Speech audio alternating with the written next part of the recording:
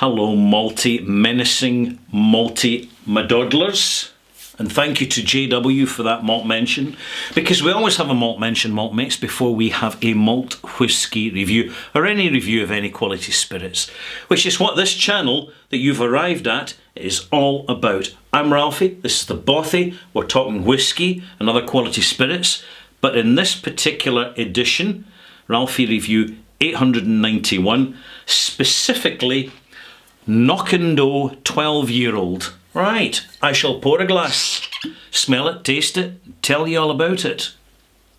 I think I'll also hold the bottle up so as you can clearly see the label for points of reference. Can you see that clearly? I think you can actually, yeah. Lovely, it's in focus. Bottled at 43%, aged 12 years, Knockando is a single Speyside malt whisky from Knockando Distillery, and it's what's described as a general all-rounder, representative of the region it comes from. Interestingly, I've never actually, in over 10 years, I've never previously reviewed a Knockando single malt on this channel. I mean, there's a number of whiskies I haven't reviewed. Glenkeith, a good example. Strathmill, another good example. I'm sure I haven't reviewed that. But I'm redressing the balance a little bit because Knockando is more available than it used to be and people are more aware of it. You get the 12-year-old version, which is the most reasonably priced version because it's got the youngest age statement of the range. And then you've got the 15-year-old, the 18-year-old and the 21-year-old. All are realistically priced if you're buying in the UK. I can't answer for if you're anywhere else in the world because I don't know what sort of local markups tend to apply or how much the retailers load up in the age statement when they're premiumising their products with the price tags, which happens, by the way. But one reason that I've put it off so long is that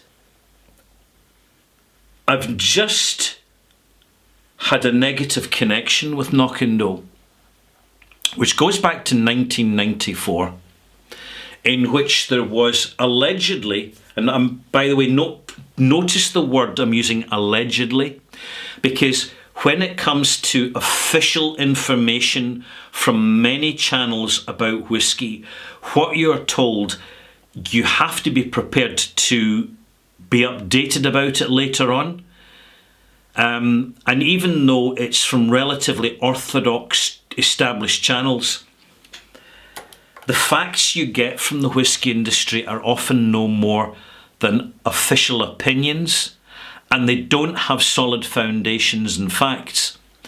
So the general situation with Knockando is that near to Knockando is another distillery called Knockdhu, and either one distillery or the other distillery or both distilleries decided that the names were too familiar and would cause confusion.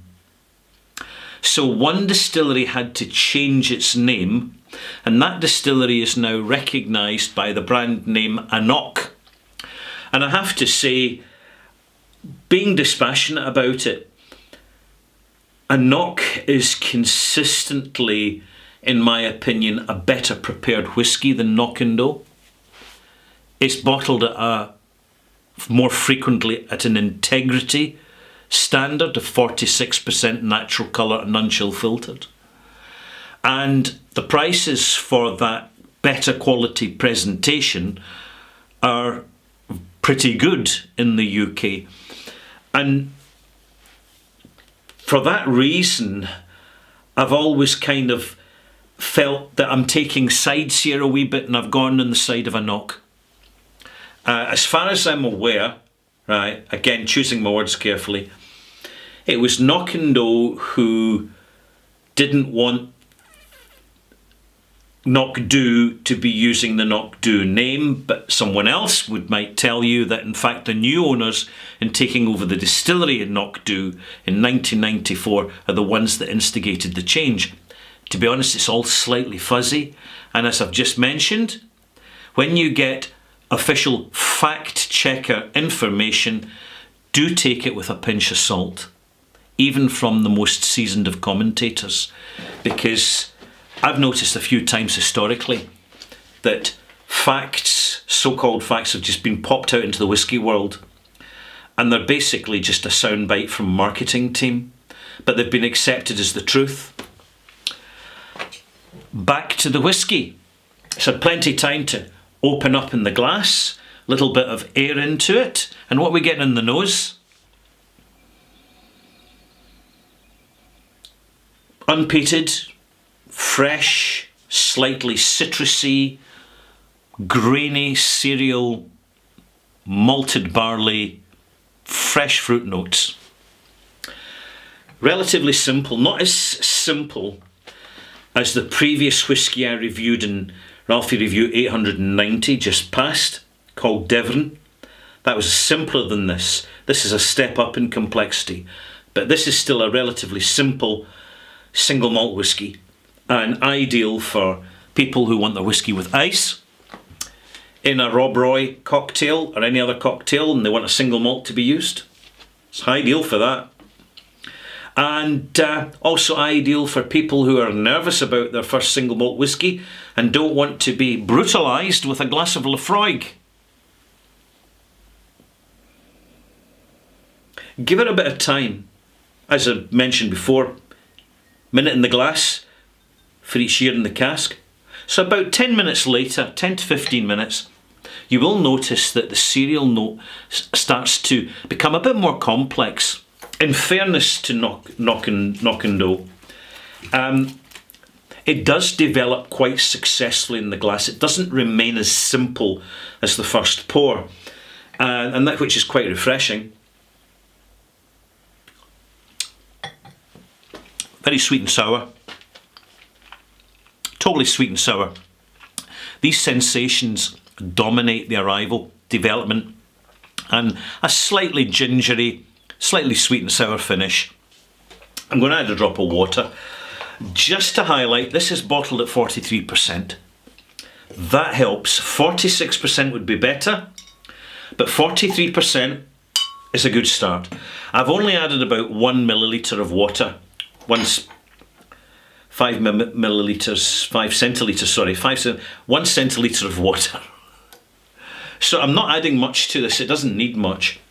Any more information I can tell you about Knockdhu? No.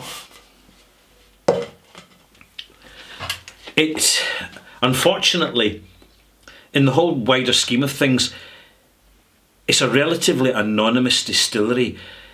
It's one of these distilleries that could really benefit from a proper contemporary makeover, but that's not happening yet.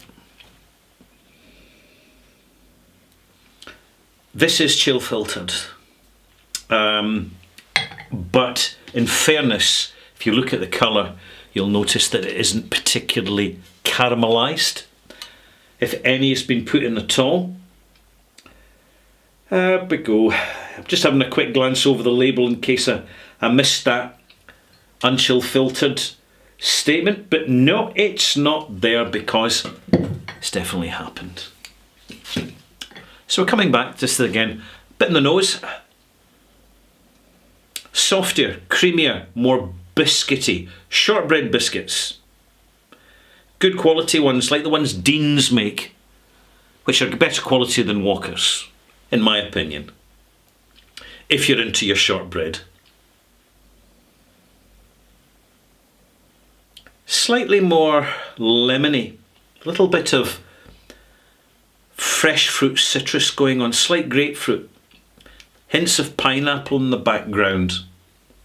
Not particularly spicy, gently underlying spicy with a touch of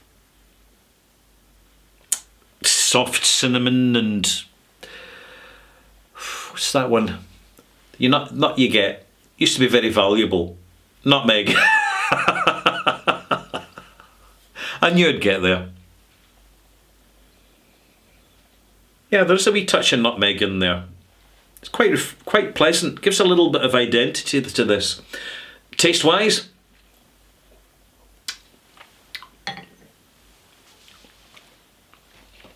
richer in the arrival. A little bit more toffeed.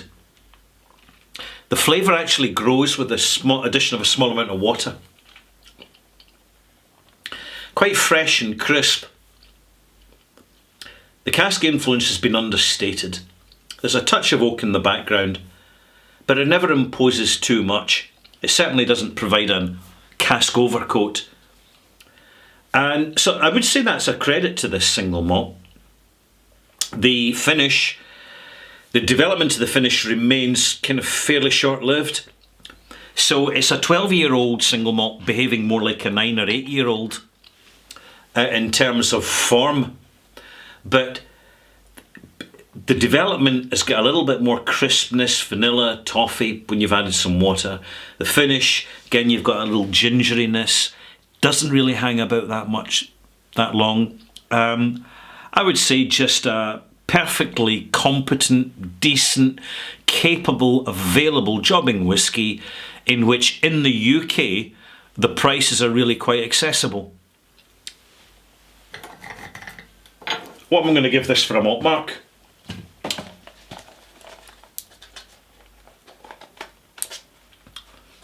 I'm going to give this 84 out of 100 malt mates, and that is my malt mark.